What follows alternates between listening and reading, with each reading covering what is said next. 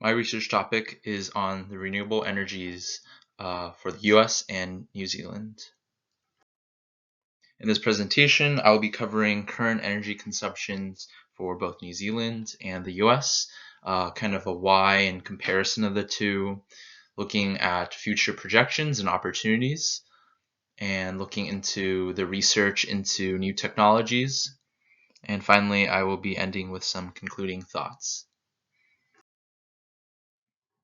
Renewable energy is very important to the world. It's projected that energy demands will double by 2050 due to increases in population and economies. And as more gases are being trapped in the Earth's atmosphere, temperatures will continue to rise, which will cause ice caps to melt and sea levels to continue to rise. This will continue to be pushing countries and cities into the water. This will also cause many drastic weather changes and potential natural disasters. And this is why it is so important that greenhouse gases are minimized to prevent these from happening. Greenhouse gases include CO2, methane, nitrous oxide, and other.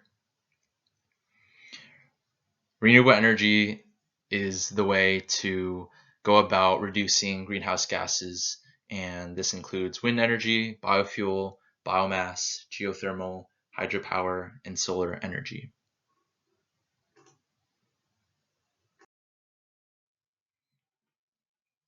First, we'll be looking at the US's energy consumption and production.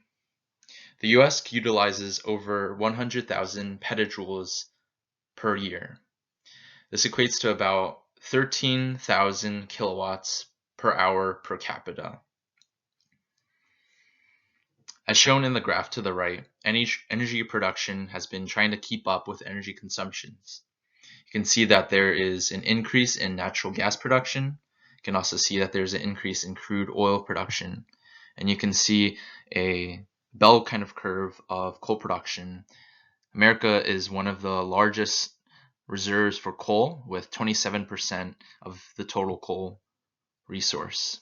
This abundant resource of energy helped fuel the US growth during the Industrial Revolution, but it is a high contributor to greenhouse gases. All other energy sources also, you can see, are slightly increasing as energy demands continue to increase. Next, we'll be looking at the greenhouse gases emitted by the US. In 2017, the United States emitted 6.5 billion metric tons of greenhouse gases. As shown to the right, most of this was produced by three sectors: transportation, electrical power, and industry. This greenhouse gas emission chart is revealing to the US economy and what it is reliant on. You can also see only about 9% is coming from agriculture, such as farming.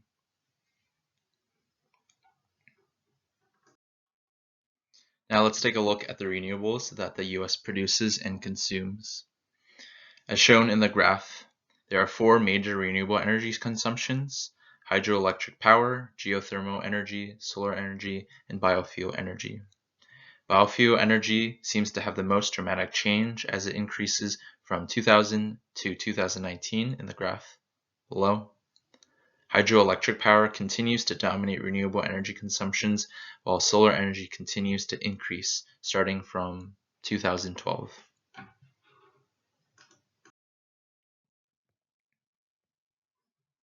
Now let's look at the energy that New Zealand produces and consumes.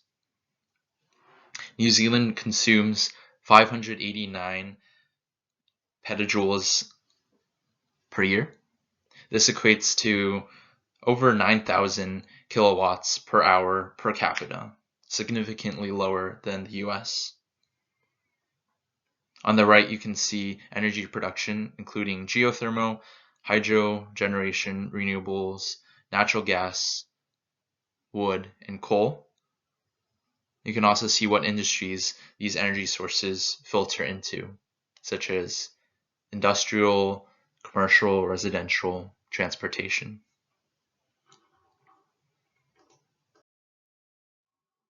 Now let's look at the greenhouse gases produced in New Zealand. New Zealand produces 78.9 million tons from 2018. And as you can see in the chart to the right, 46% of this comes from agriculture, which is drastically different from America. Another 42% is produced from energy, such as electricity and generation. And only 7% is produced from industry. This difference between New Zealand and the United States reveals the focus of the economy for both countries. New Zealand has a heavily agriculture-dependent economy, while the US has a heavily industry-dependent economy. In New Zealand, you can see that the population has increased from 4.3 million to 4.8 million. While there's this increase in population, you can see that total energy has declined from 126 gigajoules per person to 123 gigajoules per person during that time. This means that the energy economy per person has increased, which is quite impressive. Also, in 2017, 82% of electricity was from renewable sources, which is one of the highest in the world.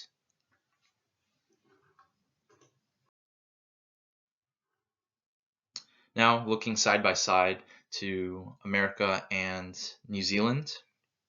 As mentioned before, the economies play a drastic factor into why New Zealand has such a high agricultural greenhouse gas emission source, while the US is heavily dominated by industry, transportation, and energy.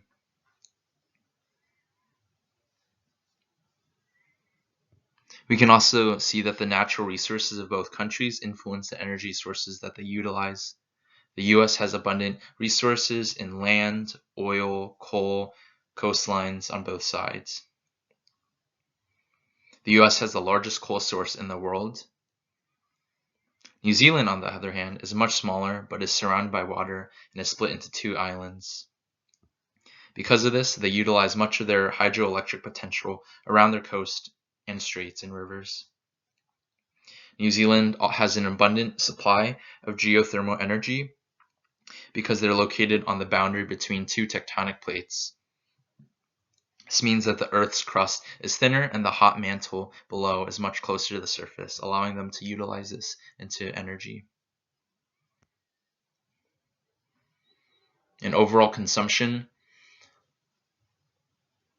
as mentioned before, the US consumes about 1.3 times as much as New Zealand.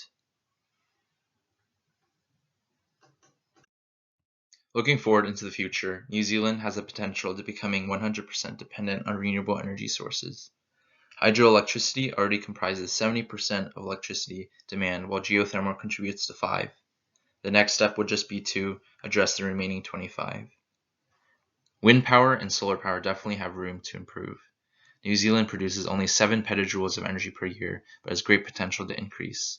They are projected to be able to produce 20% of their electricity by 2035 through wind energy.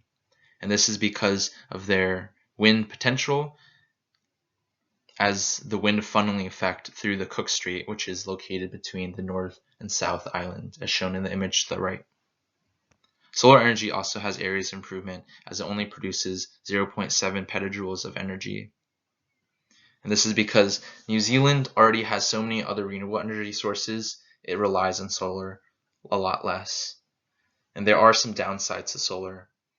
Because a lot of the manufacturing, the cost and sourcing is from China, which have carbon intensive manufacturing, it isn't ideal for them to transition into this, but more rely on the renewable sources that they already have. Technological advances can help make renewable sources more available. Improvements to wind energy could be to make more noise sensitive wind farms to increase the efficiency so that there's higher energy output and reduce costs in the material parts. terms of solar, you can also reduce the cost in parts, minimize CO2 production in manufacturing process, and increase the efficiency for energy conversion. Biofuel can also be improved as greater percentages of ethanol can be utilized in oil. And overall increase in transportation technology can allow people to use public transportation rather than using their own cars. Scientific technology advancements can help make solar panels more efficient. There's a study that nanotubes can be utilized in solar panels that absorbs thermal heat, which then can be transferred into electricity. This would allow not only the photons to be captured, but the thermal energy to be utilized into electricity. Another study has considered using self-tracking solar concentrators that utilize mirrors and lenses to focus the energy onto the solar panels that will ultimately improve efficiency. For wind turbines, there has been a study on utilizing low noise airfoils for wind turbines to diminish sound pollution. In conclusion, New Zealand is a great model for renewable energy for the US. It is able to balance differing energy sources, enabling a system to respond and maintain supply even when there's problems such as low hydro lake inflows or unexpected faults or low wind. New Zealand is well aware of this and has such a model energy profile due to their economy as well as their implementation of hydro, geothermal, and biomass energy sources. The US needs more initiatives to better their reliance on renewables.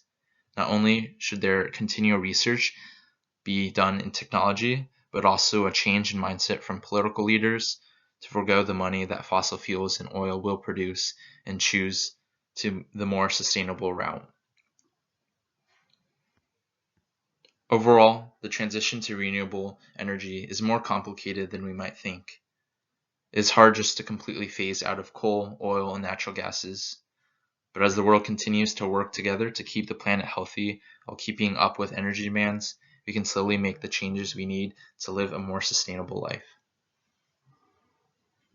Thank you.